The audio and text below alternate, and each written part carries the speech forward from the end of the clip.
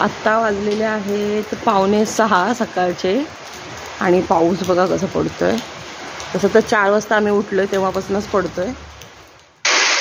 Hello friends, good morning सर्वांना। तुम्हा सर्वांचं स्वागत आहे माझ्या चॅनलमध्ये। तर आज आम्ही चाललो कोंढाणा लेणीवर आणि आत्ता आम्ही चाललेलो स्टेशनला। ठाणा ट्रेन आहे आमची आणि ठाण्यावरनं आमची कर्जत ट्रेन आहे, कर्जतला जाणार आहोत। तर आम्ही जस्ट पोहोचलो आता ठाणा स्टेशनला आणि इथे आमचे काही रिलेटिव्स भेटले। तर रात्रभर खूप छान असा पाऊस पडत होता, त्यामुळे खूप सुंदर असं क्लायमेट आहे।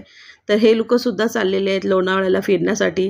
त्यांच्याबरोबर थोड्याशा गप्पा टप्पा झाल्या आणि लगेचच आमची ट्रेन आली, त्यामुळे यांना पटकन बाय बाय करून आम्ही निघालो कर्जतला जाण्यासाठी। तर रात्रभर खूप छान पाऊस पडत होता। आत्ता जरी पाऊस थांबला असेल ना, तरी बाहेरचं वातावरण खूप सुंदर आहे। सगळीकडे हिरवळ आणि असं निसर्ग सगळा टवटवीत अगदी बहरलेला निसर्ग आहे। आणि असंच सकाळी आम्ही ह्या क्लायमेटमध्ये निघालो आहोत कर्जतला जाण्यासाठी। आणि जसजसं कर्जत स्टेशन जवळ येतं आहे ना, तसतसा हा निसर्ग अधिकच सुंदर दिसत चाललेला आहे। तुम्ही बघू शकता समोर डोंगर आणि त्यावर पसरलेली धुक्याची चादर। आम्ही आता जस्ट पोहोचलो कर्जत स्टेशनला आणि मोस्टली टीममधले सर्वजण कर्जत स्टेशनलाच भेटणार होते आणि इथूनच मग आम्ही कोंढाणे गावाकडे निघणार होतो जाण्यासाठी। तर सर्वात प्रथम तर मला भेटला माझा भाचा प्रशिक आणि त्यानंतर आम्ही पुढे जाण्यासाठी निघालो। नंतर आम्ही टीमशी कॉन्टॅक्ट केला आणि आम्हाला अशोका वॉरियर्स टीमचे अनिल जाधव सर यांच्याशी भेट झाली। अशोका वॉरियर्स आणि कर्जत लेणी संवर्धक ह्या दोन्ही टीमने मिळून ह्या कार्यक्रमाचे लेणी संवर्धनाच्या कार्यक्रमाचे आयोजन केलेले आहे। तर सर्व टीम आता स्टेशनवरच भेटलेली आहे। मोस्टली सगळेजण आता एकत्र व्हायला जमायला सुरुवात झालेली आहे। तर आमचे काही जे टीम मेंबर्स आहेत ते अजून मागे आहेत, तर ते येईपर्यंत आम्ही काही जण पुढे निघू, कारण की आम्हाला नर्सरीत जायचं आहे। तर आम्ही आता पुढे निघालो आहोत। अशोका वॉरियर्स आणि कर्जत लेणी संवर्धक टीम ही गेले 4 वर्षापासून लेणी संवर्धनाचं काम करत आहेत। तर आम्ही यांना पहिल्यांदाच जॉईन झालेलो आहोत आणि जस्ट आम्ही पोचलो नर्सरीमध्ये। तर खूप सुंदर अशी नर्सरी होती आणि खूप झाडं होती। ही जी वाफे बघत आहात ना तुम्ही, ही बांबूची झाडं आहेत, किती सुंदर दिसत आहेत बघा। तर इकडनं आम्ही बरीचशी झाडं कलेक्ट केली।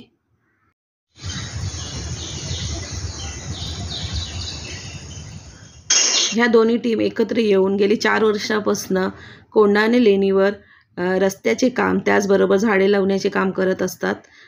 तर इथनं आम्ही बरीचशी झाडे घेतली, जसे की बांबू, जांभळ, आंबा, फणस, आवळा इत्यादी सगळं झाडे घेऊन आम्ही निघालो। गव्हर्नमेंटचे आहे ना? हां, मग फ्रीमध्ये देतात येते की कसं काय? ते पंचायतला लावायला। ही सगळी रोपे घेऊन आम्ही निघालो आहोत आत्ता कोंढाणे गावाच्या दिशेने। कोंढाणे हे गाव कर्जत स्टेशनपासून सुमारे 12 ते 13 किलोमीटर अंतरावर आहे आणि कोंढाणे लेणी म्हणजेच बुद्ध लेणी ही 3 ते 4 किलोमीटर अंतरावर आहे। तर कोंढाणे लेणीला जाण्याचा रस्ता जंगल ट्रेक करत तुम्हाला वरती जायला लागेल आणि कोंढाणे गावाकडे जाताना रस्त्यात लागणारी झाडी, डोंगर आणि नदी पाहून असं वाटलं निसर्ग नेहमीच आपल्याला किती भरभरून देत असतो ना, तर आपणही त्याची काळजी घेतली पाहिजे।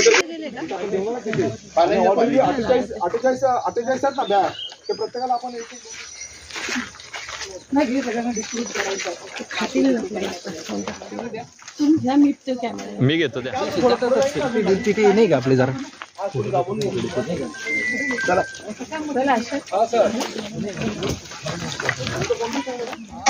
पुढे रस्ता खराब असल्या कारणामुळे गाडी इथेच पार्क करून आम्ही निघालो आहोत कोंढाणे बुद्ध लेणीच्या पायथ्याच्या दिशेने। तुम्ही असंही म्हणू शकता आमचा ट्रेक सुरू झालेला आहे इथपासूनच।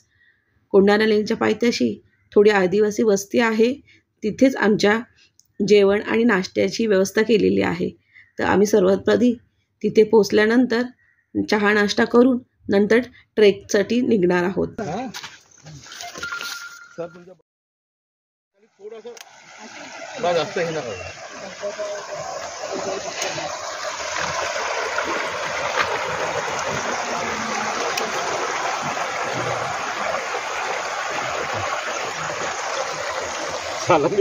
घेतला आणि तो फोटो मोबाईल खाली पडला, खाली पडला। नंतर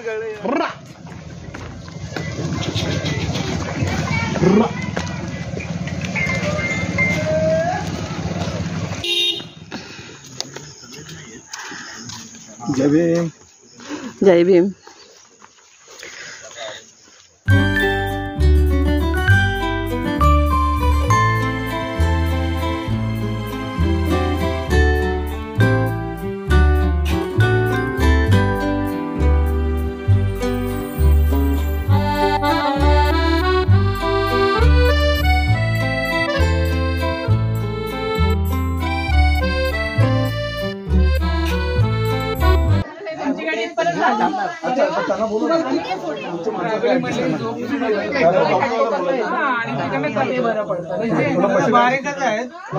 मला डायरेक्ट मिळतं ना आणि खाली भेटतंय बॉडी स्प्रे वगैरे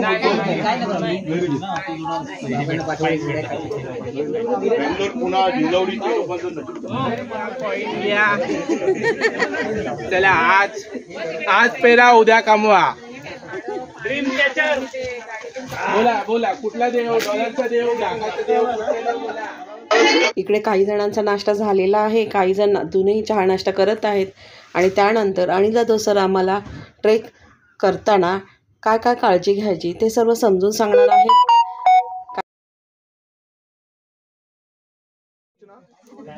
जंगल ट्रेक आहे. जास्तीचा ट्रेक 35 ते 40 मिनिटाचा. तुम्ही आरामात चालला तर 1 तास सुद्धा राहू शकता. काही गडबड करायची नाही. धोकादायक नाहीये पण स्लिपरी, समजलं का? त्यामुळे पाय जपून टाकायचा. 4 ग्रुप केले जातील त्याच्यामध्ये, 4 किंवा 3 ग्रुप केले जातात. आणि 3 ग्रुपमध्ये प्रत्येकडे वॉकी टॉकी असेल. ठीक आहे, काय प्रॉब्लेम असेल निसंकोचपणे आपल्याला कोणते तुम्ही त्यांना कॉन्टॅक्ट करा. ते आमचे जे लीडर असेल त्यांना कॉन्टॅक्ट करा.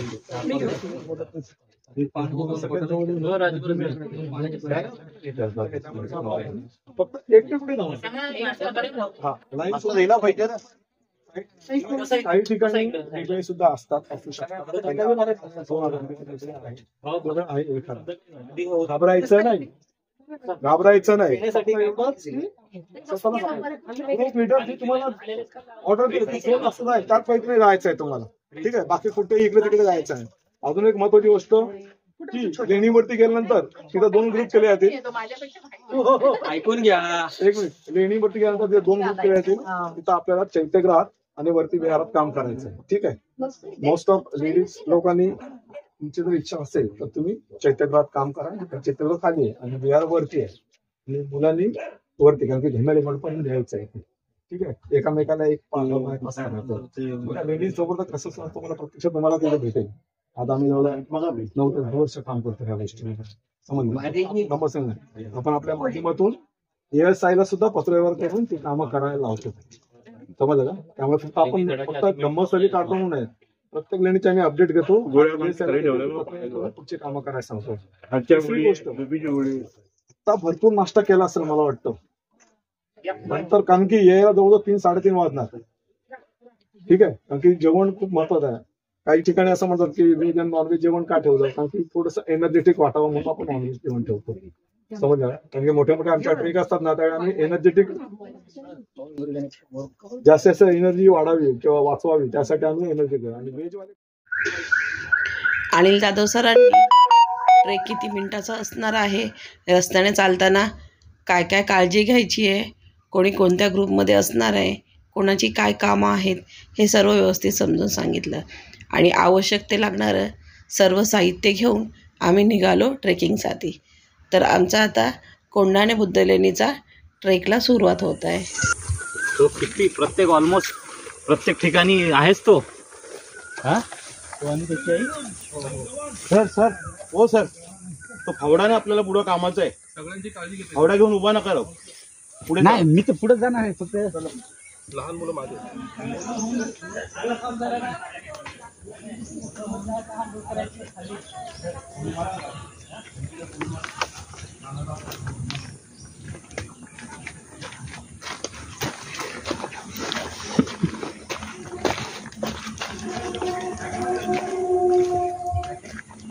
कोंढाणे लेणीकडे ना बुद्ध लेणी असं लिहिलेलं आहे, ते बुद्ध खोडवलेलं आहे.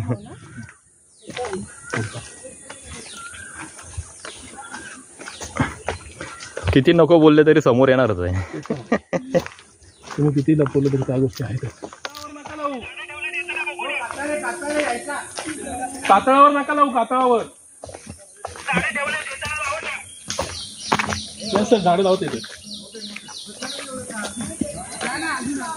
कातळ आहे तिथे नाही टिकणार. कातळ असेल ना असा तिथे नाही टिकणार. कातळ आहे कारण हा पूर्ण दिसतो ना पाठ. आता जेवढी ढकली तर पुढे काय होणार आहे? कातळ आहे तिकडे.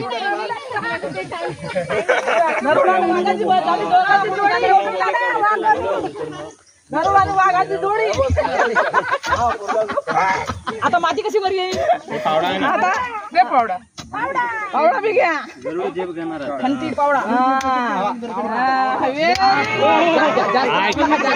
जास्त काय केलं डोळ्यात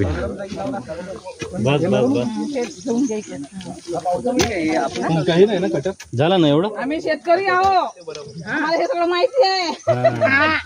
तुरी लावायचं, भेंडी लावायची, गवार लावायची.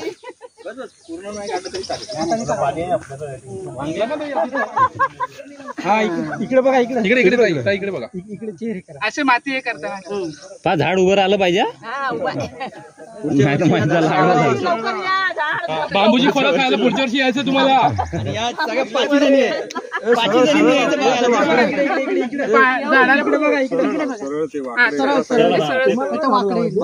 लावा, जीव नका घेऊ गळा दाबून त्याचा. सावली येईल तुम्हाला सावली या, लवकर मोठं हो, एवढं सगळं एडिटिंग अंगावरचं नाही, कमी करून आपल्याला बरं. काही खाली जागा आहे ना, इथं झाडं बरं पडतील. ताई त्यांना ठेव नाही. ताई, हात लावा तुम्ही पण. सगळ्यांनी हात लावा. कविता इथं मध्ये ठेवा, इथे जागाच नाही त्यांना.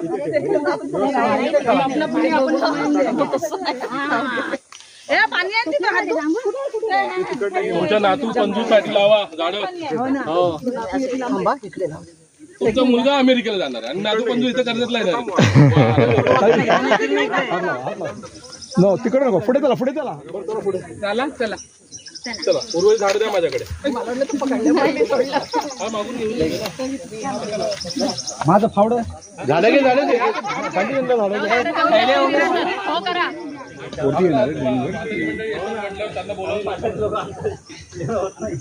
थोडं पी. हा, थोडं पी, जास्त नाही.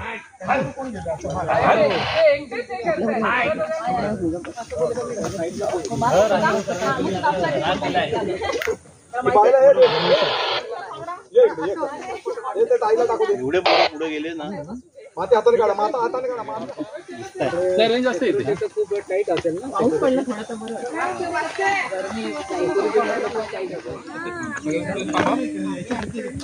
असं थांबा ना तर झाड वाढेल पटकन. हो सर, फोटो काढताय तुम्ही व्हिडिओ?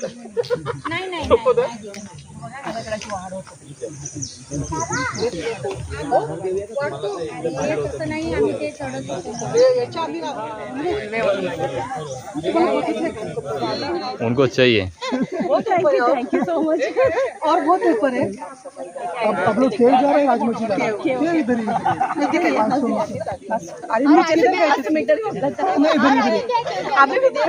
राजमच्छी 3-4 घंटा. क्या है वो? उधर एक किला है ऊपर. किला है. किल्ल्यावर गेले ते. या गटाकडे कोणता टास्क आहे? या गटाकडे कोणता टास्क आहे? मिक्स आहे सब. जाम सपोर्ट नाही ते झालं ते कमी जास्त चालू असते वर्षभर. भीमसेनी कापूर आहे ना, भीमसेनी कापूर हा, हॉट याच्या तेलामध्ये भीमसेनी कापूर आणि हे टाकायचं. तुम्ही म्हणा बुद्ध लेणी वाचवा, आम्ही म्हणा बुद्ध लेणी संवर्धन. नाही, लेणी संवर्धन. लेणी संवर्धन करा, बुद्ध लेणी वाचवा. लेणी संवर्धन करा, बुद्ध लेणीकडे. एका रील मध्ये बघितलं ते बोले सगळ्यात सबल खाली उतरते. पुन्हा असेल घातलं तरी चालेल. गरम होतं ना, म्हणून नाही होत.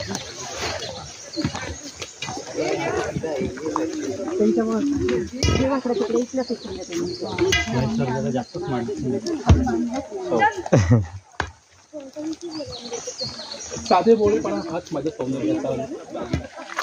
याच्यापेक्षा एक मोठा लागेल. इथे हा दुधाचा पुढे पण आहे. पुढे अजून मोठा आहे, एकदम मोठा. तोंडावर घे जरा.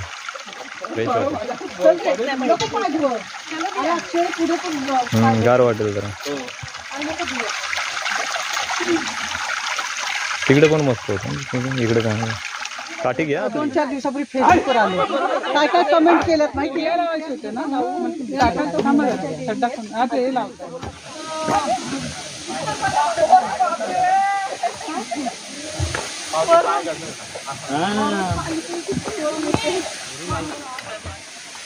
आम्ही आता मोठ्या धबधब्याजवळ पोहोचलो. अरे इथे आंघोळ करू शकतात. कोण आहे तो आंघोळ करणारा?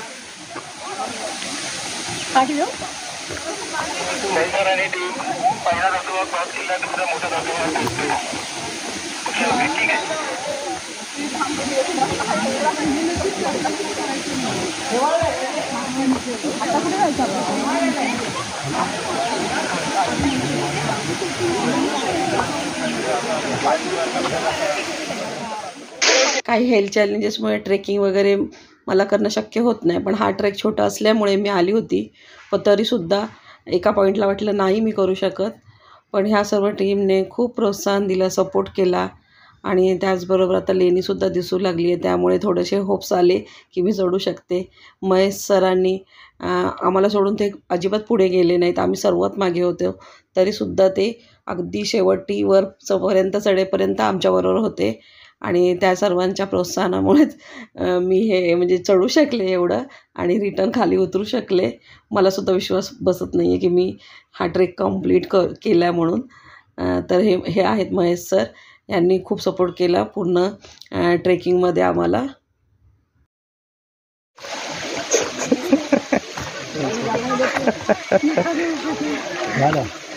झालं आता रिलॅक्स. हा तर केला शेवटी.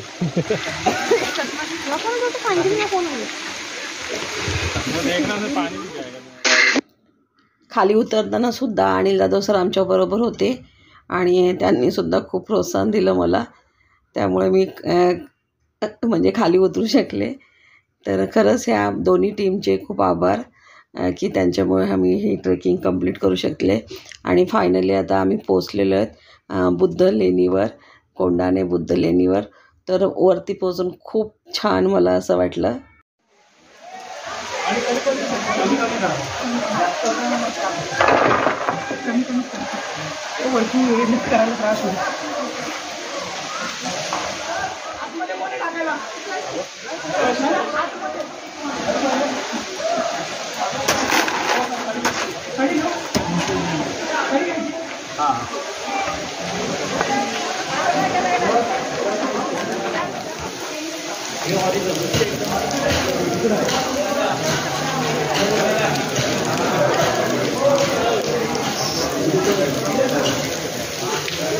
थँक्यू.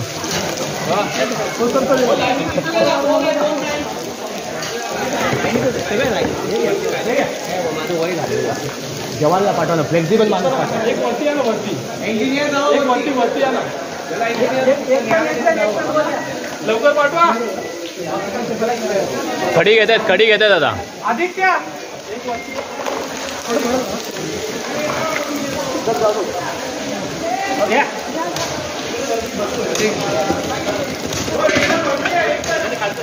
काही घ्या.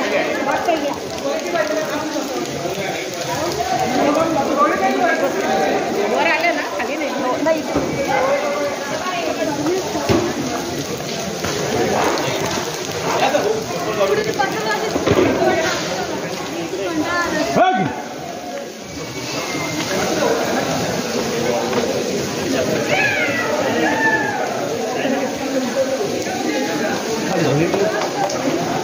काय घ्या.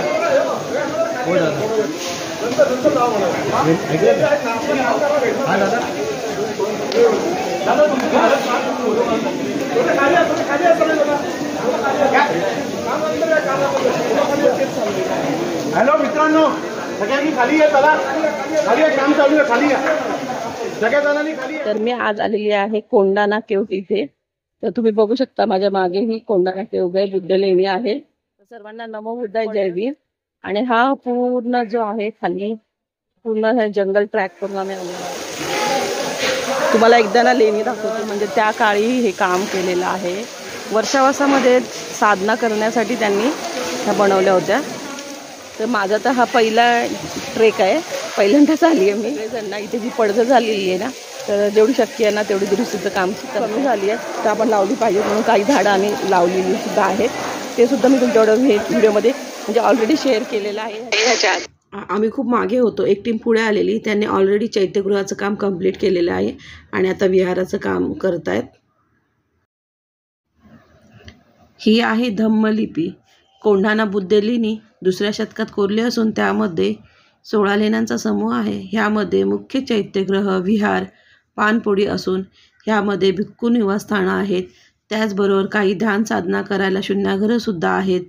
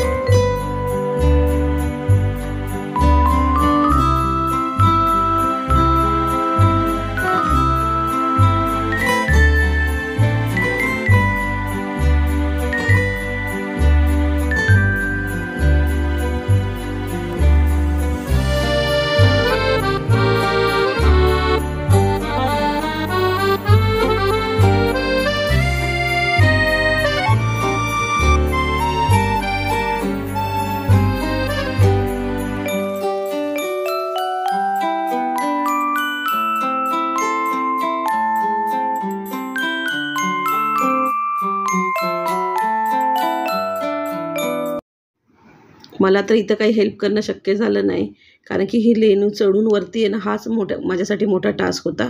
पण सर्वांनी इथे भरपूर कामे केली, विशेष करून महिलांनीसुद्धा भरपूर कामे केली. खरंच मला ह्या सर्वांचं खूप कौतुक वाटतं, स्पेशली महिलांचं. एवढं चढून आल्यानंतरसुद्धा एवढी कामं केली.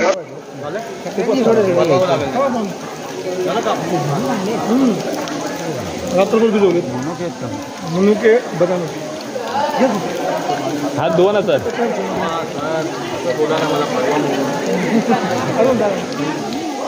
आमचा मराठा कढी एक नंबरचा पाव लय गरज याची, अजून घ्या, जास्त घ्या.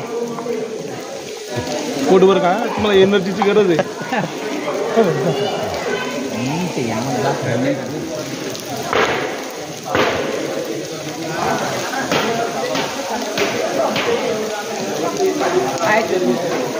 हाय हाय छान छान.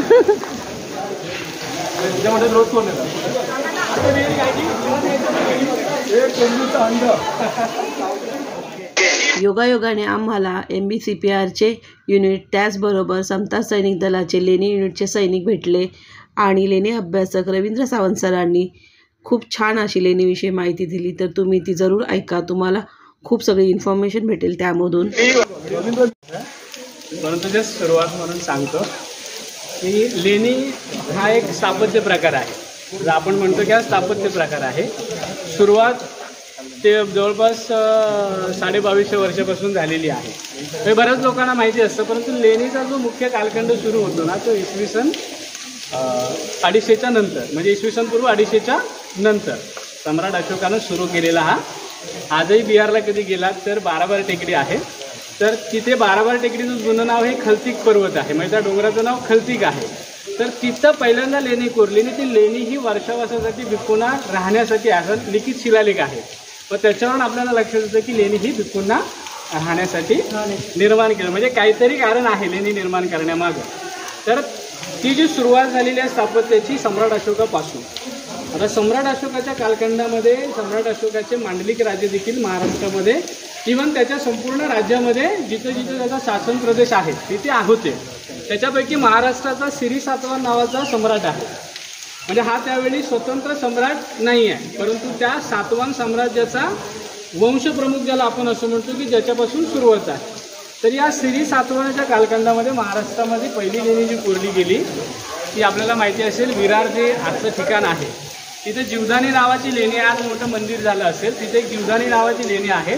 आजही त्या लेणीमध्ये गेलात तर त्या मूर्तीच्या पाठीमागे एक मौर्यकालीन ग्लीज आपण म्हणतो, म्हणजे ज्याला आपण दगडाला झिलई असते, तर ती मौर्यकालीन झिलई आजही आहे. त्याच्यावरून अंदाज येतो की ही त्याच मौर्य कालखंडामध्ये बांधलेली महाराष्ट्रातील पहिली लेणी आहे. आणि त्याच्यानंतर मग सिरी सातवाहनानंतर महाराष्ट्रामध्ये सिमुक सातवाहन नावाचा एक सम्राट होऊन गेला, की जो चक्रवर्ती सम्राट अशोकानंतर स्वतंत्र सम्राट म्हणून या महाराष्ट्रामध्ये काय झालेला आहे, उदयास आलेला. आणि इथून सातवाहन साम्राज्याची काय झालेली आहे, सुरुवात झाली. तो कालखंड इसवी सन पूर्व 230 पासून सुरू होतो. मग इसवी सन पूर्व 230 ते इसवी सनाचं 230 असं 460 वर्षाचा हा प्रदीर्घ कालखंड आहे. आणि त्याच्यामध्ये 450 म्हणजे 460 वर्ष कालखंड आणि याचे एकूण 30 राजे आहेत.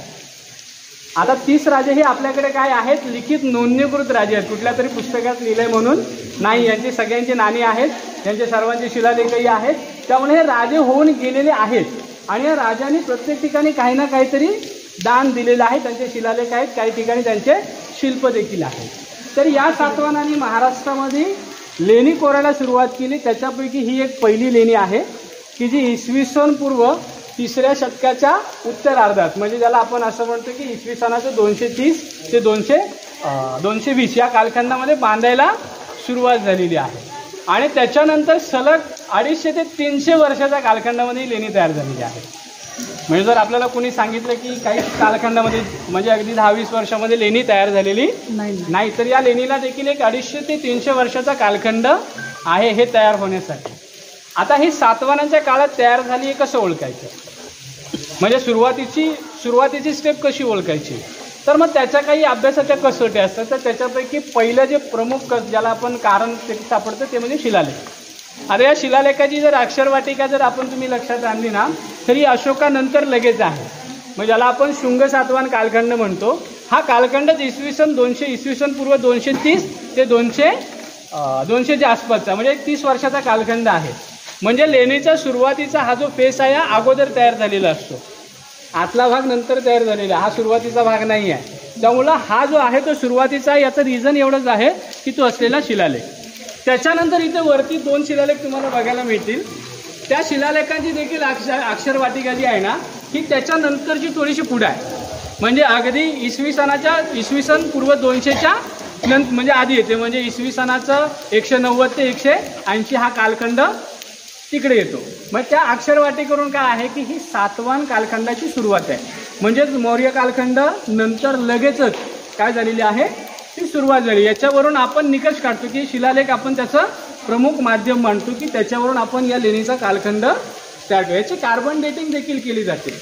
आता हा जो दगड आहे बाहेरच्या दगडाची कार्बन डेटिंग वेगळी असते आणि कार्विंग केलेल्या दगडाची कार्बन डेटिंग काय असते वेगळी असते. म्हणजे ती कोणत्या कालखंडामध्ये कार्विंग केलेलं आहे याचं कार्बन डेटिंग केलं जातं. त्याचे जवळपास 6 प्रकार असतात अभ्यासाचे की त्या 6 प्रकारे त्याचं काय केलं जातं डेटिंग केलं जातं. त्याच्यानंतर त्याचा मुख्य कालखंड शोधला जातो. तर अशा पद्धतीनं काय आहे वेगवेगळ्या पद्धतीची रचना आहे. तर मग त्याच्यावरून ही लेणी साधारणतः इसवी सन पूर्व 3ऱ्या शतकामधील आहे. म्हणजे 3ऱ्या शतकाचा आपण त्याला उत्तरार्ध म्हणतो. पूर्वार्ध म्हटला तर तो आधीचा येतो, उत्तरार्ध येतो. तर या उत्तरार्धाच्या लेणीची सुरुवात झालेली आहे आणि साधारणतः इसवी सनाचं पहिलं शतक ज्यावेळी येतं त्यावेळी या लेणीमध्ये मोठ्या प्रमाणावरती भिक्खू संघ वास्तव्याला असल्याचे पुरावे बघायला मिळतात. ते पुरावे कसे ओळखायचे तर या ठिकाणी एकूण 16 लेण्यांचा हा समूह आहे, परंतु आज आपल्याला तेवढे बघायला भेटत नाही. तर इथे एक मुख्य चैत्यगृह, एक मुख्य चैत्यविहार, याला आपण चैत्यकोटी म्हणतो. खास करून चैत्यकोटी यासाठी की त्या दीर्घिकेमध्ये असलेला अर्धस्तूप, अर्धस्तूपाचं लक्षण हे आहे की तो अर्धस्तूप म्हणजे काय असतो की तुमच्या स्तूपाचं ते मॉडेल आहे. उद्या हा स्तूप डिस्ट्रॉय झाला, समजा नष्ट झाला, तर त्या स्तूपाकडे बघून हा पुन्हा काय करायचा असतो रिस्टोर करायचा असतो. म्हणजे जसं एखादी बिल्डिंग बनवलेली आपण काय करतो एक मॉडेल तयार करतो. ब्रिटिशांनी याचं खूप छान सुंदर अशा पद्धतीचं स्केच काढलेलं आहे. फेसबुकला कधी गेलात तर तुम्हाला ते बघायला भेटेल. हां, तर हा स्केचवरून तुम्हाला एक अंदाज येऊ शकतो की या लेणीची त्यावेळची सिच्युएशन कशी असते. तर म्हणजे ही लेणी तयार करण्यासाठी जेवढा वेळ लागलेला आहे त्याचं रिझन एवढंच आहे की याला सुंदर कलाकृती तयार केली आहे. म्हणजे ही कलाकृती कशासाठी तयार केली, मग त्याच्यामागं काय कारण होतं, या लेणीमध्ये नेमके किती भिक्खू वास्तव्यास होते.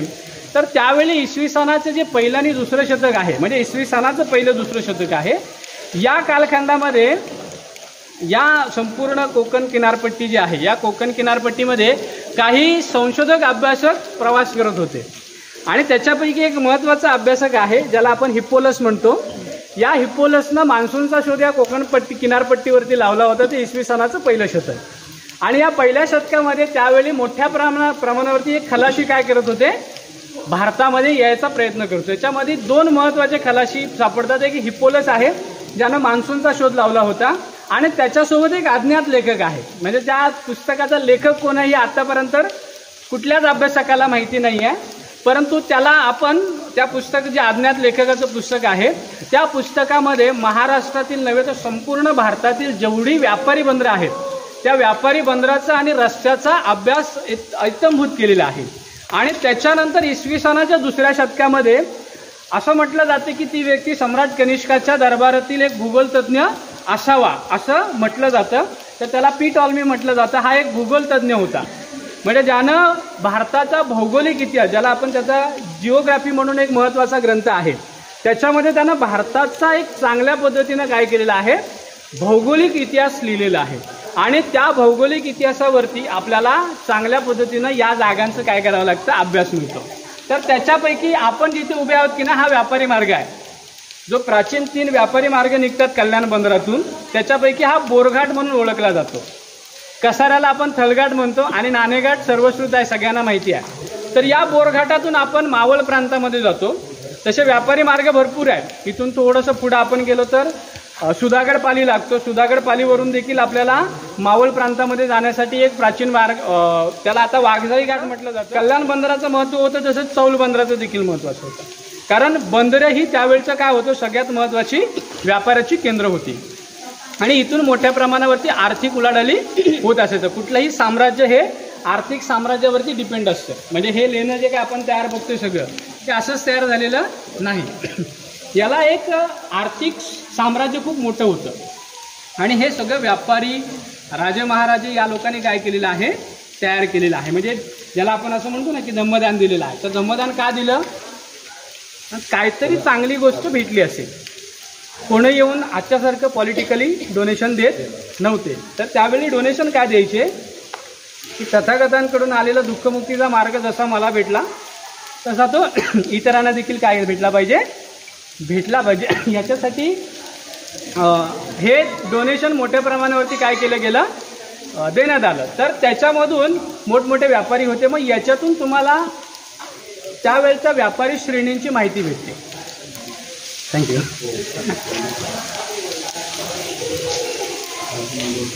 म्हणजे त्यावेळच्या व्यापारी श्रेणींची माहिती भेटत जाते आणि मग आपल्याला या लेणीचा समृद्ध इतिहास येतो. आता या लेणीवरती बोलायचं झालं तर दिवसभर बोलता येतं. या लेणीचा एक एक भाग अभ्यासाला गेलो तर आपल्याला एक दिवसही कमी पडतो, आणि आम्ही अभ्यासाला येतो तर आम्हाला महिनाही कमी पडतो याच्यामध्ये. का तर तेवढी गोष्ट आहे यामध्ये. म्हणजे फक्त आपण हे चैत्यगृह बघितलं, पण ज्यावेळी चैत्यगृहाचा अभ्यास करायला जातो आपण, त्यावेळी एका चैत्यगृहाचा अभ्यास करण्यासाठी एक मोठं पुस्तक बनतं. म्हणजे एवढा त्या नुसत्या चैत्यगृहावरती अभ्यास आहे.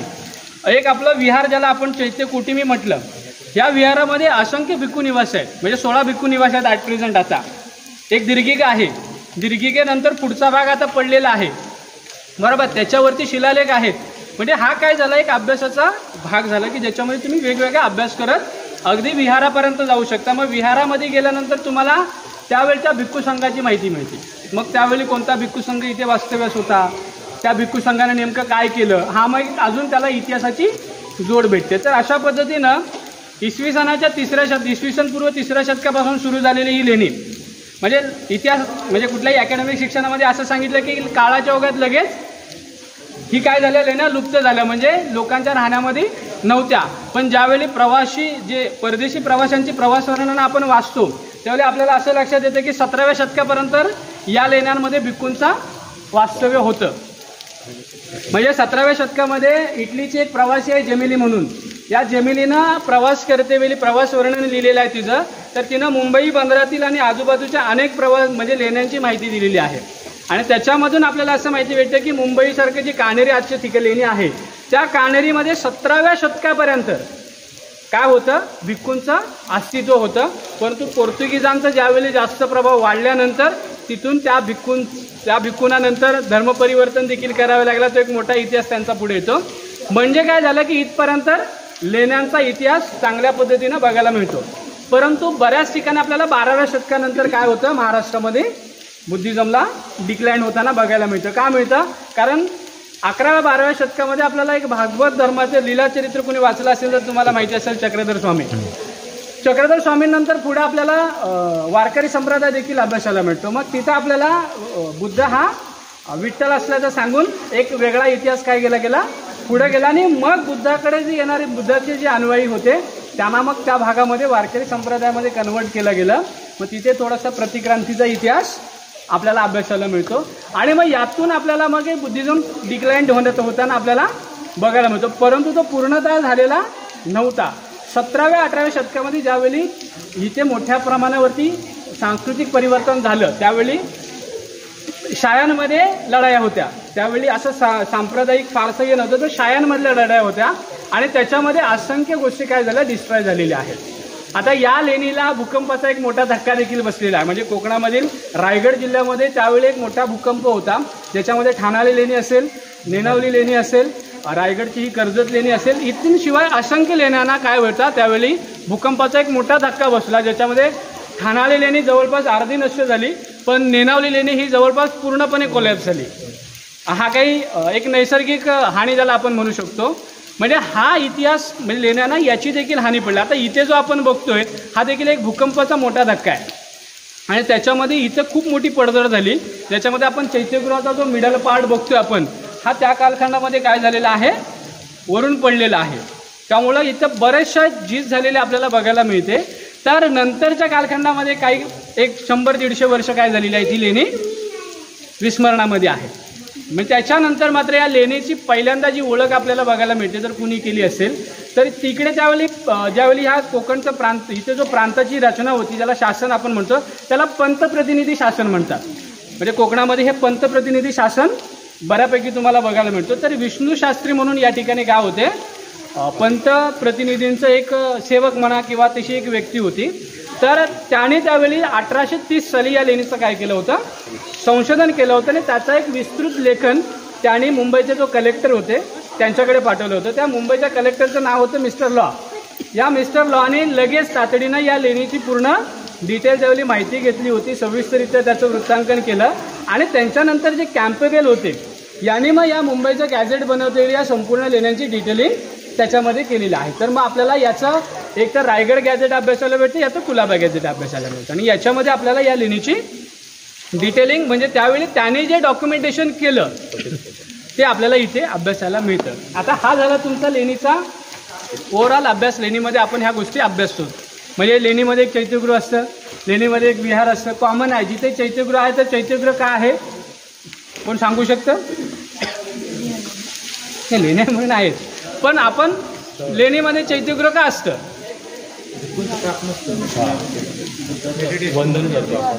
बुद्धाचं रूप. हां, एक्झॅक्टली. लेणीमध्ये प्रार्थनास्थळ असावं लागतं, ही त्यावेळची त्यांची एक पूजा पद्धती आहे. मग त्याच्यासाठी एक प्रार्थनास्थळ, पण हे प्रार्थनास्थळ एका विशिष्ट उद्देशानं तयार केलेलं आहे. मग त्यामध्ये असलेल्या स्तूपाला आपण उद्देशिका स्तूप म्हणतो, त्याला शारीरिक स्तूप म्हणत नाही. का? कारण ते एका विशिष्ट उद्देशानं काय केलेलं आहे, तयार केलेलं आहे. म्हणून त्या चैत्यगृहाची रचना आपल्याला बघायला. पण या चैत्यगृहाची रचना अभ्यासात असलेली आपल्याला समोर पिंपळाच्या पानाची आकृती आहे, परंतु ती कुठल्या पिंपळाच्या पानाची आहे कोण सांगू शकेल काय? ही जी आकृती पिंपळाच्या पानाची आहे, पण ती कुठल्या पिंपळाच्या प्रजातीची आहे माहिती आहे का? जे बौद्ध वेळेला आहेत त्या पद्धतीची. हां, पण ती प्रजातीचं नाव माहिती आहे का? नाही. बुद्धांना ज्या बोधिवृक्षाखाली ज्ञानप्राप्ती झाली ना त्याच बोधिवृक्षाला बोधिवृक्ष म्हणतात. सगळ्याच पिंपळ प्रजातींना बोधिवृक्ष म्हणत नाहीत. त्याच्याच पिंपळाच्या पानाची आकृती तुम्हाला अशीच बघायला भेटेल, सेम. त्याला अश्वत्थ नावाचं पिंपळाचं प्रजात म्हणतात आणि अश्वत्थ हा बोधिवृक्ष म्हणून त्या कालखंडामध्ये प्रचलित झाला. आणि हे पिंपळाचं पान म्हणजे त्यावेळचं एक वातायन आहे. वातायन म्हणजे काय तर प्रकाशाचं ज्यावेळी अंधार नष्ट होऊन प्रकाशाचं पहिलं किरण जे येईल ते पहिलं किरण या स्तूपावरती पडलं पाहिजे, ही स्थापत्य रचना आहे. म्हणजे अशा पद्धतीनं काय केलं होतं, ती रचना तयार केलेली आहे की कधीही तुम्ही आलात इथे, कधी रात्रीचा कोण इथे राहिलं असेल तर एक गोष्ट लक्षात येईल, ज्यावेळी ज्याला आपण असं म्हणतो की दिशा उगवणं म्हणजे सूर्य उगवणं नाही, ज्याला आपण असं म्हणतो की अंधार नष्ट होऊन प्रकाशाची निर्मिती होणं, त्यावेळी तो पहिला प्रकाश ज्यावेळी पडतो तो तुम्हाला तिथे डायरेक्ट बघायला मिळतो. म्हणजे कोणी राहिला असेल तो एक्सपिरियन्स जर करायला गेला तर तुम्हाला तो बघायला मिळतो. आणि या ज्या लेण्या असतात, लेण्या मुख्यत्वे पावसाचा कुठल्या दिशेनं पाऊस आहे त्यावर निश्चित असतं. हां, प्रकाश प्रत्येक लेण्याची संरचना तशीच आहे की ही रचना त्याच्यासाठी. आता या ठिकाणी तुम्हाला असा कधीच पाऊस भेटणार नाही. इकडे पाऊस कसा पडतो, पाठीमागून पुढे पडतो. रचनाच तशा केलेल्या आहेत की पाऊस जर का आला तर तो समोरून आतमध्ये येता कामा नये, पण प्रकाश मात्र समोरून आतमध्ये आला पाहिजे. आता कधी सूर्य मावळतीला जाईल मग तुम्हाला तो एक एक्सपिरियन्स देखील बघायला मिळतो. तर ह्या काय आहेत, स्थापत्य रचना आहेत. त्यावेळच्या स्थापत्य कलेचे जे बांधकाम कार्यकर्ते होते, ज्यांनी बांधकाम केलेलं आहे, जे अभियंते होते, हे उत्कृष्ट दर्जाचे अभियंते होते. त्यांना खगोलशास्त्राचं एक परिपूर्ण नॉलेज होतं. आता या चैत्यगृहामध्ये असलेली जी रचना आहे, चैत्यगृहाचं जे छत आहे याला आपण अश्वनालाकृती रचना म्हणतो आणि जे छत आहे याला गजपृष्ठकार म्हणतो. गजपृष्ठकार म्हणजे काय, हत्तीची जी पाठीचा भाग आहे ना, हत्तीच्या पाठीच्या भागासारखं याच्या चैत्यगृहाची रचना आहे. आणि पाठच्या भागामध्ये या ठिकाणी काय आहे, स्तूप आहे. तर या स्तूपाचे विविध प्रकार आहेत. म्हणजे अगदी शारीरिक स्तूपापासून सुरू होतात ते पारिभौतिक स्तूपापर्यंत येतात. त्याच्यानंतर अगदी काम्य स्तूप, नंतर विविध पद्धतीच्या बदल झालेले आहेत. तर इथे हा उद्देशिका स्तूप आहे, परंतु याच्या एक वेगळ्या रचना आहेत. म्हणजे स्तूपाची रचना पण आपल्याला माहिती असलं पाहिजे. अकॅडमिक शिक्षणामध्ये वेगळी सांगितली जाते, मी वेगळी सांगतो, कारण मला ते आवडतं सांगायला. अकॅडमिक शिक्षणामध्ये ती वेगळी असते.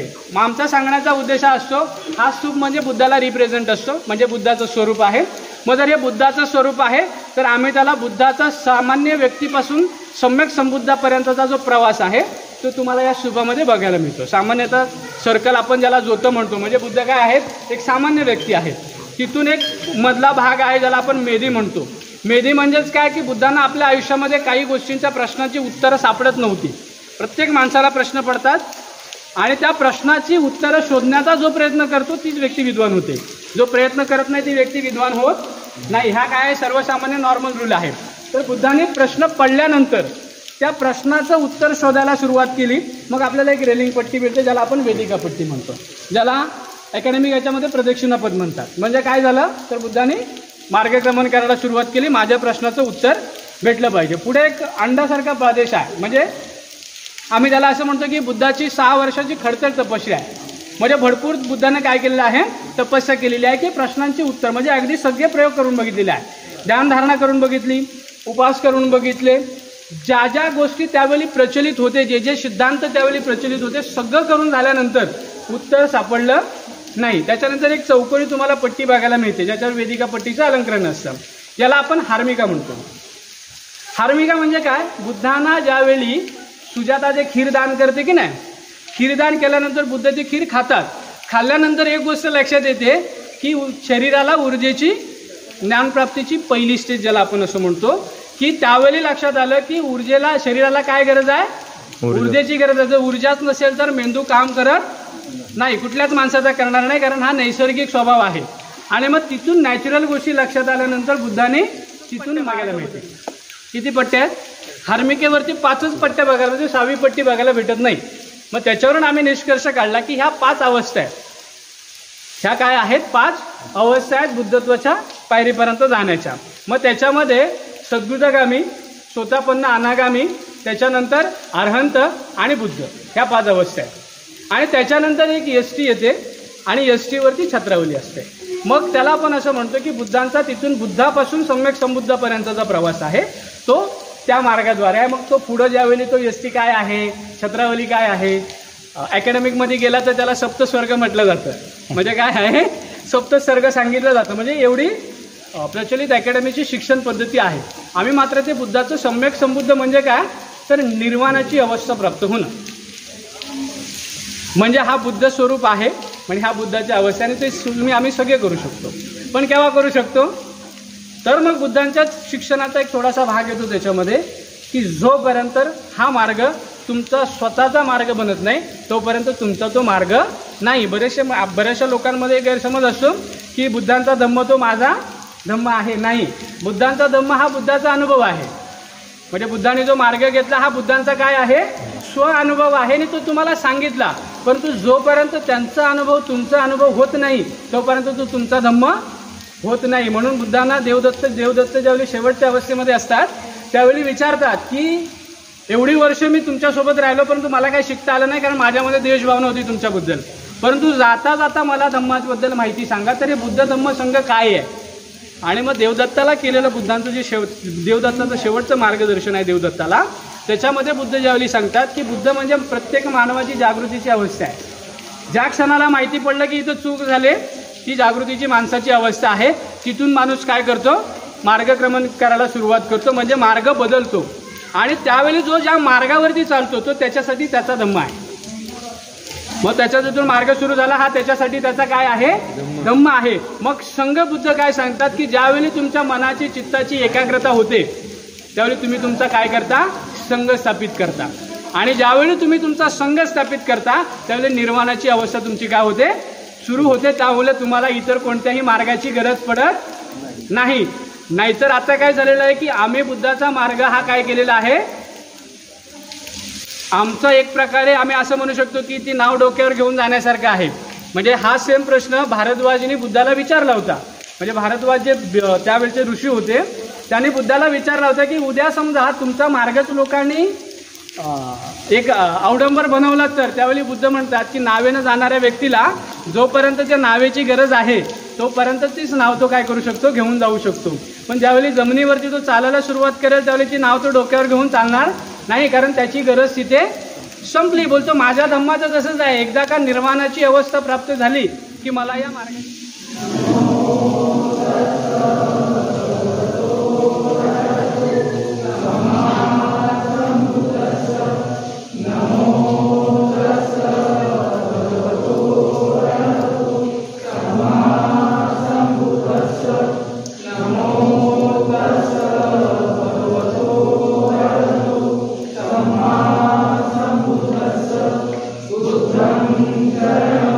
Gacchami, Dhammam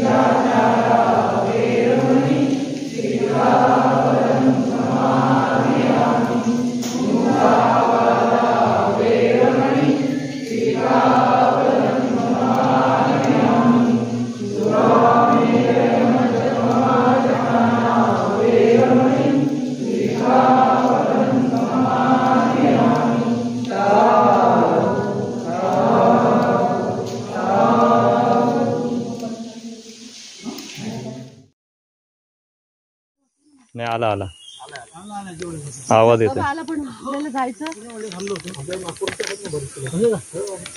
नागपूरच्या आहे. तुम्हाला रस्त्यामधून भेटते. आता उद्या जाणार 15 दिवस मी तर पुण्याला होतो ना. पश्चिम नगरीला सुरक्षा कर्मचारी आहे. पाणी वगैरे नाही घेतलंय का बरोबर? नाही हे झरण्याचे पाणी प्यायलो ना. शुद्ध पाणी. शुद्ध पाणी चांगलं मस्त पाणी लागतं. नागपूरवाले स्ट्रॉंग आहेत. आमचा ट्रेक संपलेला आहे. लेणी उतरून आम्ही खाली आलो आहे आणि बघू शकता तुम्ही किती सुंदर असं दिसतंय ना आकाश आणि झाडं वगैरे. आणि तुम्हा सर्वांना जर वाटत असेल ना लेणी संवर्धनाच्या कामामध्ये तुमचाही वाटा असावा तर नक्की ह्या टीमशी कॉन्टॅक्ट करा आणि तुम्हीही लेणी संवर्धनाच्या कामामध्ये तुमचा सहभाग नोंदवा. ह्या टीमचे सर्व डिटेल्स तुम्हाला मी डिस्क्रिप्शनमध्ये देईल. नक्कीच यांच्याशी कॉन्टॅक्ट करा आणि तुम्हीसुद्धा लेणी संवर्धनाच्या कामामध्ये थोडासा हातभार लावा. तर आता इथे आमची जेवणाची व्यवस्था आहे. जेवण वगैरे करून आम्ही निघणार आहोत घरी जाण्यासाठी. आणि तुम्हाला जर हा व्हिडिओ आवडला तर व्हिडिओला लाईक करा, शेअर करा आणि चॅनलला अजूनपर्यंत सबस्क्राईब नसेल केलं तर चॅनलला सबस्क्राईब करा. भेटूया पुढच्या व्हिडिओमध्ये. तोपर्यंत बाय सर्वांना. पोट भरलं का? आठवड्यात 15 दिवसांनी आपण यावं लागणार आहे. आपले कामच पहिले पंगत बसली पण दुसरं जागा तुमच्यासाठी जागा बनवा लागेल ना. म्हटलं आधी भाजी भाजी